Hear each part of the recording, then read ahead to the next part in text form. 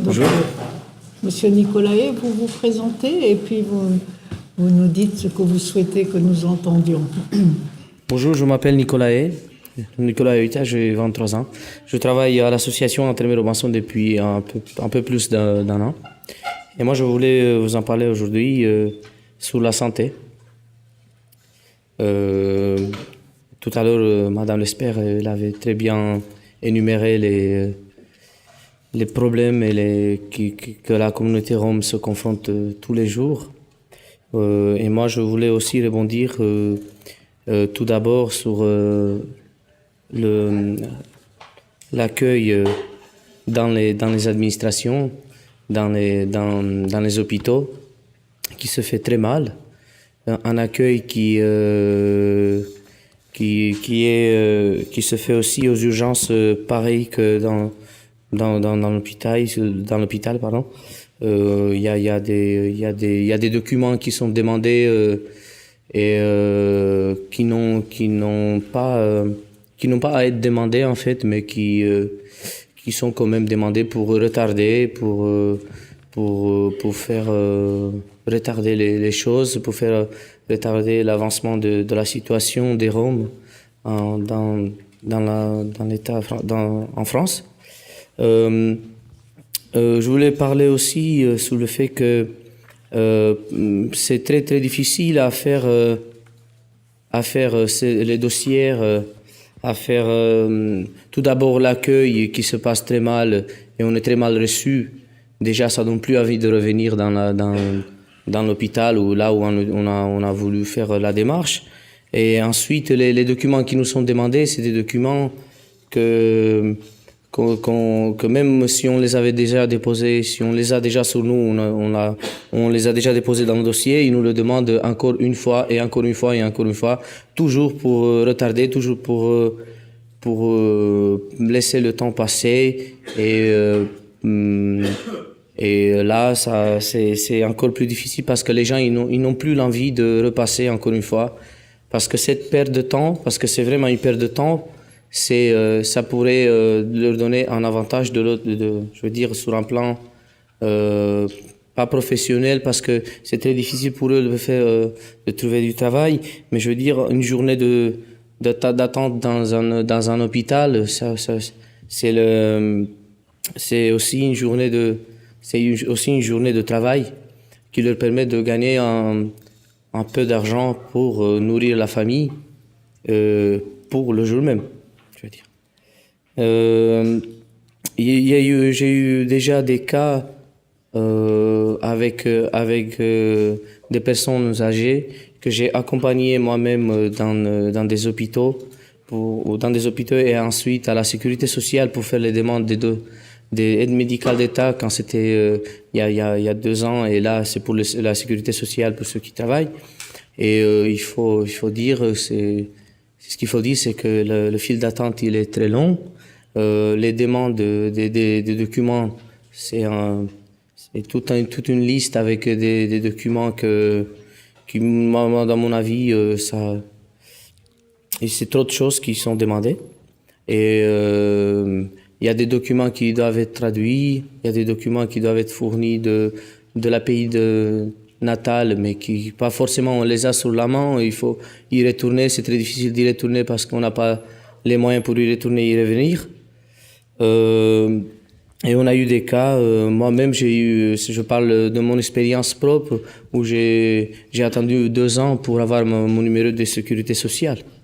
Après de nombreuses tentatives. 2 ans? 2 ans. Je viens d'avoir ma carte, ça fait 2 semaines.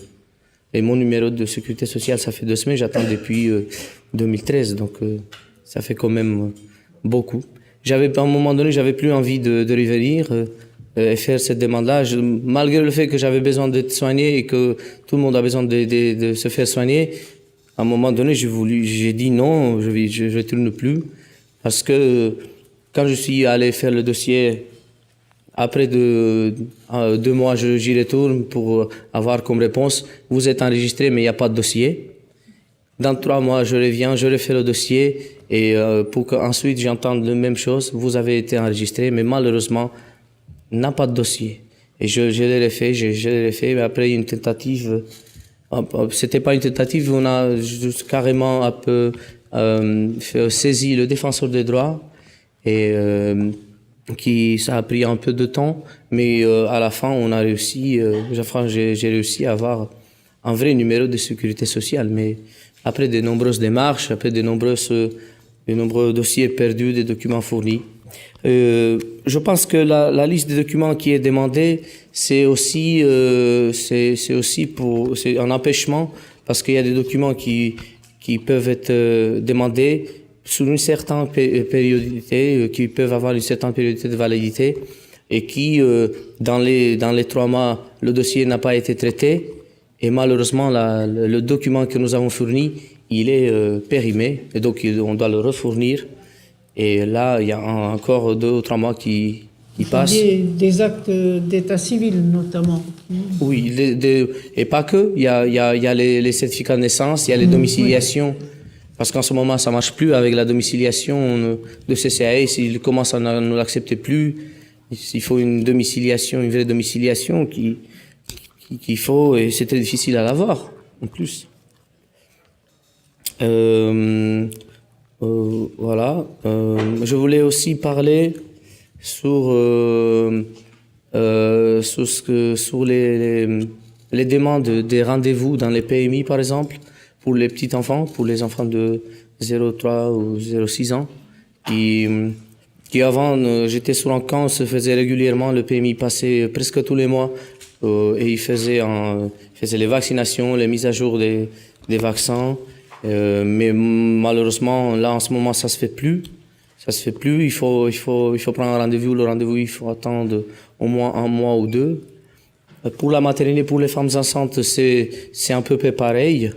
Quand on veut demander un suivi régulier pour la grossesse, on n'arrive pas, parce qu'il y a autant de monde qui demande, et que nous, bien sûr, on va être tout en bas de la liste après 3 mois en attente.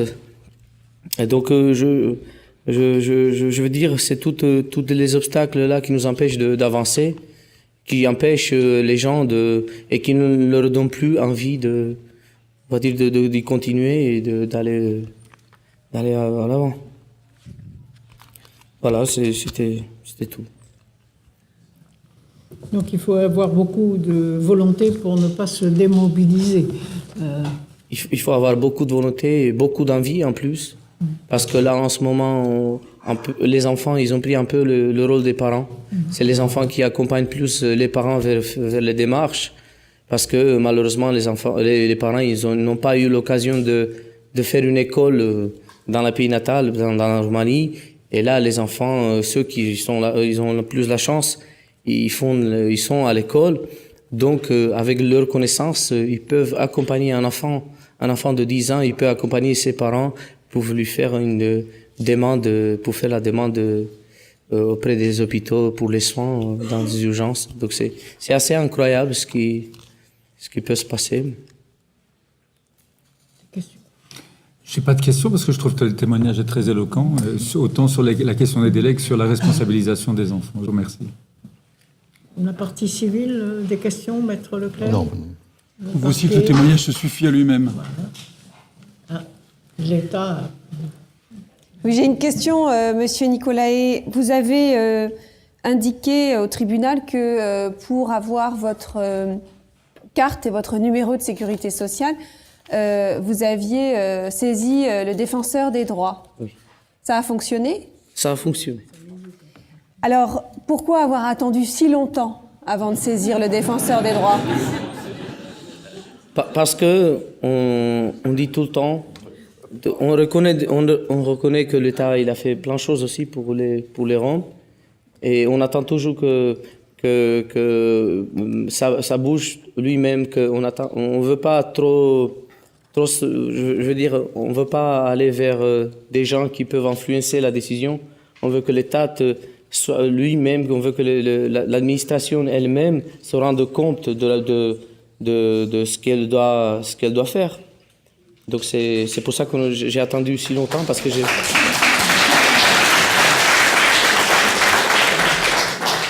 l'État a créé le défenseur des droits justement pour aider les administrés dans leurs difficultés. Les associations qui vous aident et qui vous entourent ne vous ont pas invité à faire cette démarche plus vite pour ne pas attendre, ce qui est un délai extrêmement long, 2 ans, c'est un délai tout à fait anormal. Et le défenseur des droits est créé justement pour éviter ce genre de situation. Justement, moi j'ai attendu que l'administration se rende compte et que peut-être un jour il dirait bon allez-y, je vais lui donner sa carte. Vous pouvez donc en tout cas nous confirmer que vous-même vous avez pu facilement et avec succès saisir le défenseur des droits. Non, je veux pas dire facilement parce que j'ai demandé de l'aide pour saisir le défenseur des droits parce que sinon pour faire le dossier. Pour faire le dossier, pour l'aide. Mais c'était gratuit. Ah oui. C'était gratuit. C'était gratuit. Et on ne vous a pas demandé, pour saisir le défenseur des droits, des documents que vous n'aviez pas. Quand même, on ne vous a pas demandé des domiciliations. J'ai mis des documents que j'avais mis déjà dans le dossier pour la demande de sécurité sociale, que apparemment les administrations ils n'avaient pas, parce qu'ils avaient perdu le dossier, bien sûr. Je vous remercie. Oui, Madame le Président, si vous le permettez, le ministère public fait quand même observer à l'avocat de l'État qu'il est quand même pour le moins surprenant que pour obtenir une carte d'assuré sociale, il faille saisir le défenseur des droits.